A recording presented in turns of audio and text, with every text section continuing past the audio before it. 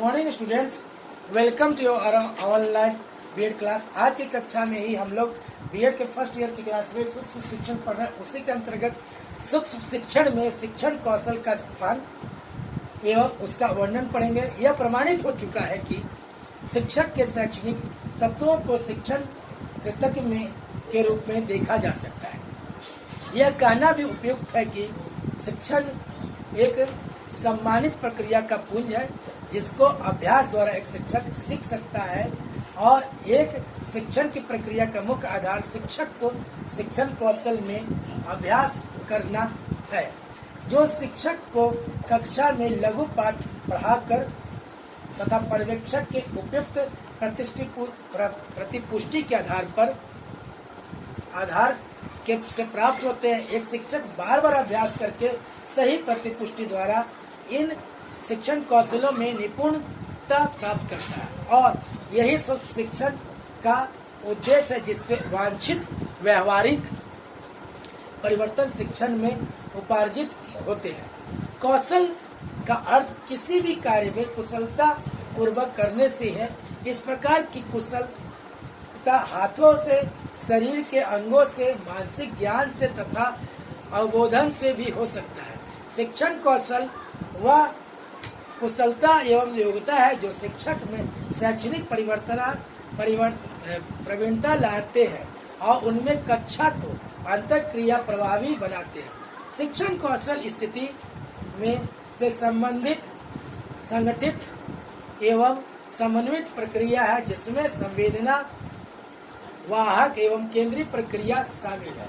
इस प्रकार यह योगदान तथा निपुणता है जो एक सुव्यवस्थित ढंग से शिक्षण को प्रभावी बनाने में सहायक होते हैं। शिक्षण कौशल कहलाती है।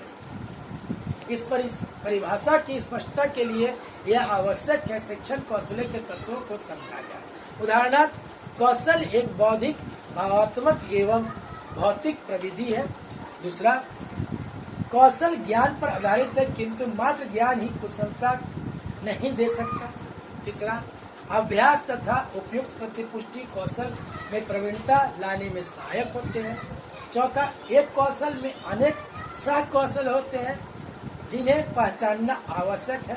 एक कौशल को भिन्न भिन्न परिस्थितियों में प्रयोग में लाया जा सकता है।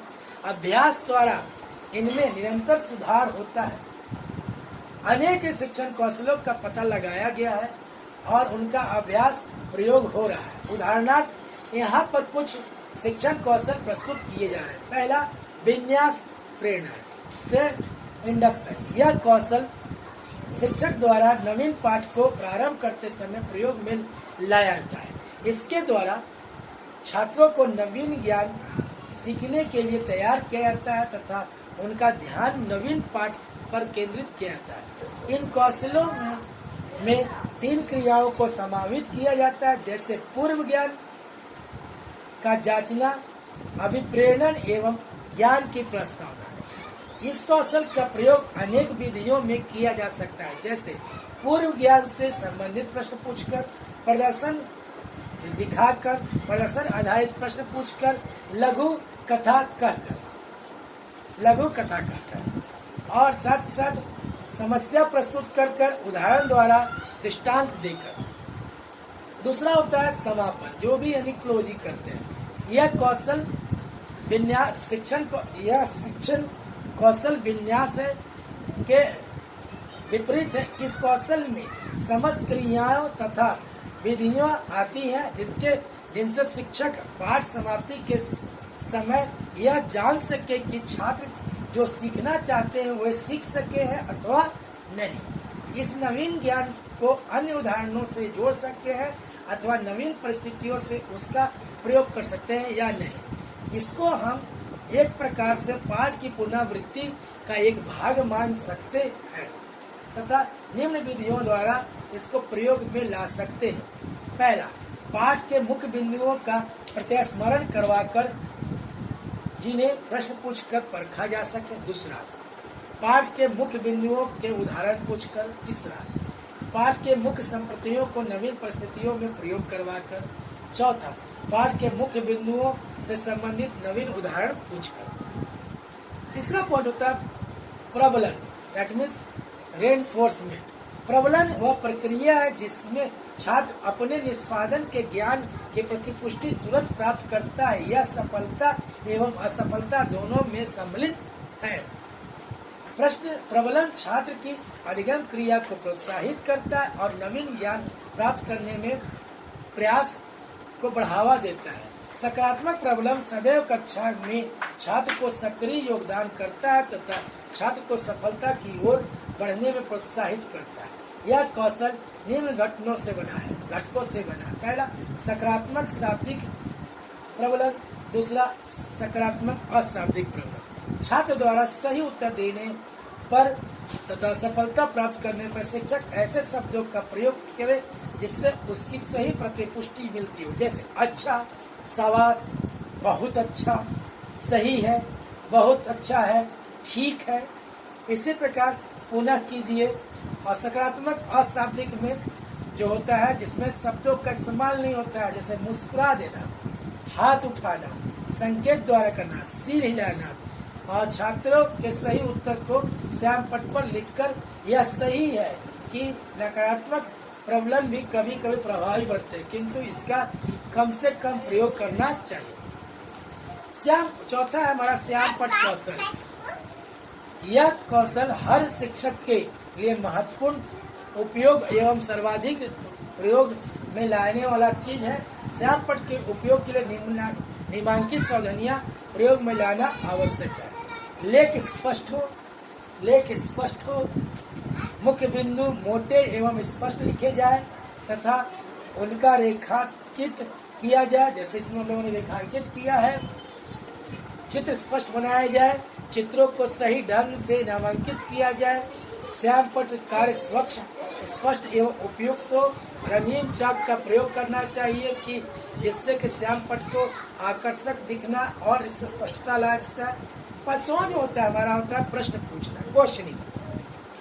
हर शिक्षक को शिक्षण के समय कक्षा में प्रश्नों का सहारा लेना पड़ता है।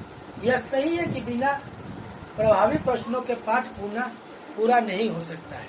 प्रभावी प्रश्न पूछना एक शिक्षक की कुशलता का द्योतक है। प्रभावी प्रश्न छात्रों को विचारने के लिए प्रोत्साहित करता और उनके मन में नवीन प्रश्न जगाता है। प्रभावी प्रश्न के कुछ विशेषताएं इस प्रकार है।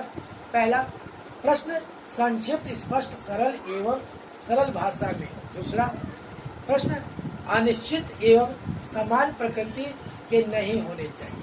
तीसरा, प्रश्न सीधे होने चाहिए तथा इनको आकस्मिक ढंग से किसी भी छात्र से पूछा जाना चाहिए। चौथा, शिक्षक द्वारा प्रश्न शांत एवं प्रेरणास्पद ढंग से पूछे जाए। पांचवा, जिस छात्र समूह से किया जाए वह उसकी योग्यता एवं अनुभव से संबंधित होना चाहिए। छठवां, प्रश्न पूछने के बाद छात्रों को सोचने का समय दिया जाए तथा आवश्यकता होने पर प्रश्न को दोबारा दोहराया जाए। सातवां, प्रभावी प्रश्न अनेक आवश्यकताओं की पूर्ति करते हैं, जैसे प्रत्यास्मरण के लिए, तुलनात्मक प्रश्न के लिए, विकल्प ढूंढने के लिए, वर्गीकरण के लिए, उदाहरण के लिए, संबंध देखने के लिए तथा किसी क्रिया का वर्णन करने के लिए, स्पष्टीकरण हेतु या विचारों का हेतु। प्रश्नों के प्रकार भी अलग अलग है। समान प्रश्न, सीधे प्रश्न, खुले प्रश्न, यथार्थ प्रश्न, खोजपूर्ण प्रश्न, उच्च स्तरीय प्रश्न, विभिन्न प्रकार के प्रश्न। अब इसी तरह से प्रश्नों के बेस पर हम लोग भी कर सकते हैं। अगले कक्षा में हम लोग पढ़ेंगे शिक्षण कौशल का वर्गीकरण। धन्यवाद।